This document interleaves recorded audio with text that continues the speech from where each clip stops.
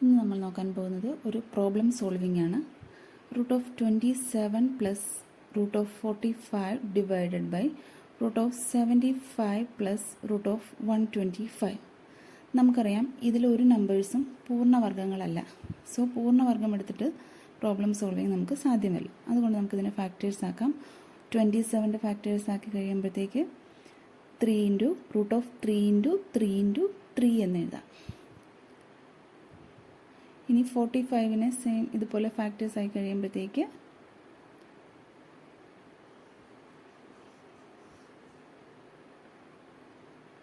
√3 into 3 into 5 എന്ന് എഴുതാം. Divide by √75നെ factors ആക്കി കഴിയുമ്പോഴത്തേക്ക്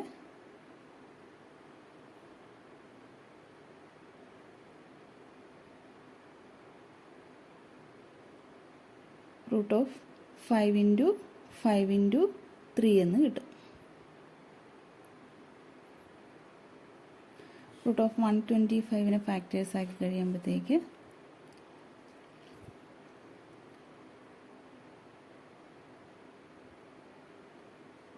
√5 ഇൻറ്റു 5 ഇൻറ്റു 5 എന്ന് നമുക്ക് കിട്ടും.